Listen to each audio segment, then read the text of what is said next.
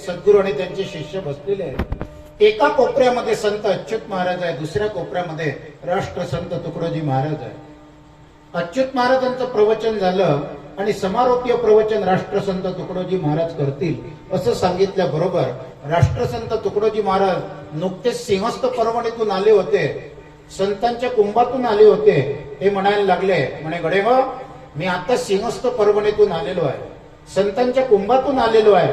अनेक साधू संत महंत कृपावंत गुरु सद्गुरु श्री गुरु महागुरु जगद्गुरु मी पाहिले, परंतु मात्र निस्त नेमस्त जगणारा, शिस्तबद्ध जीवन जगणारा आणि खऱ्या संतत्वाचे गुण मी जर कोणामध्ये पाहिले असेल तर राष्ट्रसंतांनी आपल्या भक्ताचं कौतुक करत असताना सगळ्यात पहिलं नाव संतत्वाचा खरा आविष्कार जर माझ्या पाण्यात कोणाच्या रूपाने आला असेल तर त्या महात्म्याचं नाव श्री संत अच्युत महाराज होतं, हे लक्षात घ्या।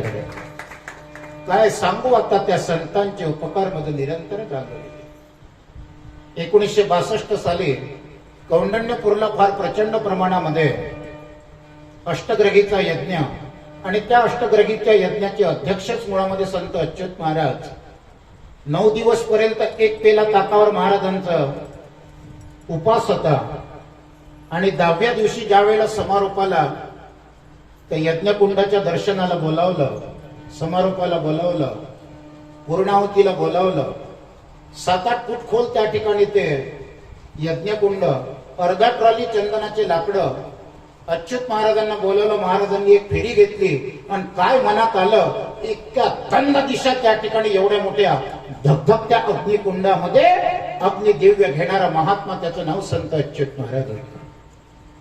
तिकडून तुकडोजी महाराज त्या ठिकाणी रडत आले, अरे माझ्या नारायणा हे काय केलं, अरे माझ्या नारायणा हे काय केलं। ज्या वेळेला त्या ठिकाणी लपटा खाली गेल्यात, ज्वाला खाली गेल्यात, सगळ्या ब्राह्मण वृंदांनी अच्युत महाराजांना यज्ञकुंडातून वर काढलं। महाराज ध्यानावस्थेत बसले होते।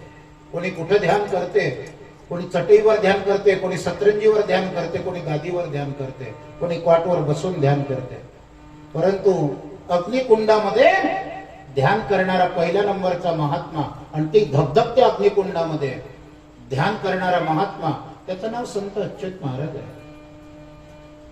ब्राह्मण वृंदांनी बाहेर काढला तर अच्युत महाराजांच्या पाठीवर तोपर्यंत काही नव्हतं, पण यांचे पंजे उमटले, ते अजूनपर्यंत होते, ते अजूनपर्यंत त्या ठिकाणी पंजे महाराजांच्या पाठीवर होते त्या काळातले 1962चे।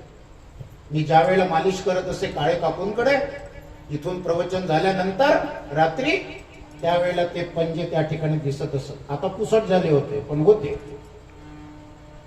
1963 सालची गोष्ट सांगतो की संत अच्युत महाराजांना आपण विदर्भाचे ज्ञानेश्वर म्हणतो, हे आपण नाही म्हणत, हे सगळ्यात पहिली पदवी त्यांच्या सद्गुरू राष्ट्रसंत तुकडोजी महाराजांनीच दिलेली आहे।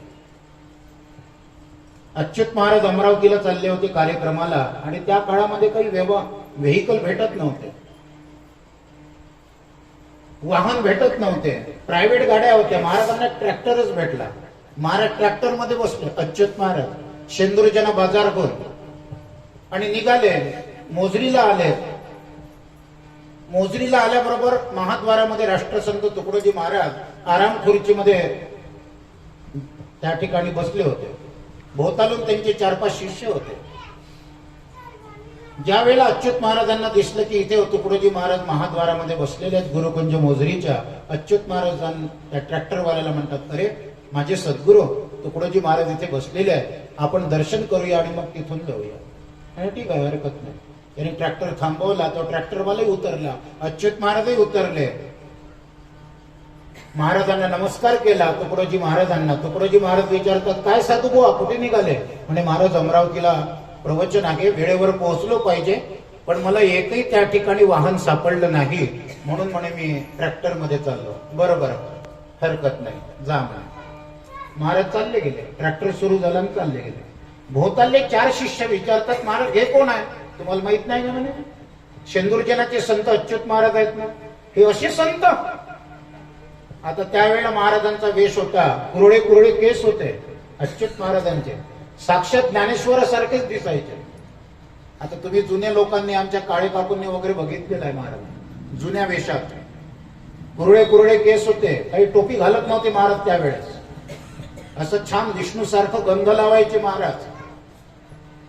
डोळ्यामध्ये महाराजांच्या सुरमा होता, सुरमा. महाराज डोळ्यामध्ये सुरमा घालत असत. पतलं कलमचं धोतर, पांढरं शुभ्र शर्ट आणि त्या ठिकाणी तो त्रिकोणी असा दुपट्टा घेत असत महाराज. साक्षात ज्ञानेश्वरच दिसत असत. आणि असं पिवळसर गोरेपणा त्या ठिकाणी महाराजांमध्ये होता.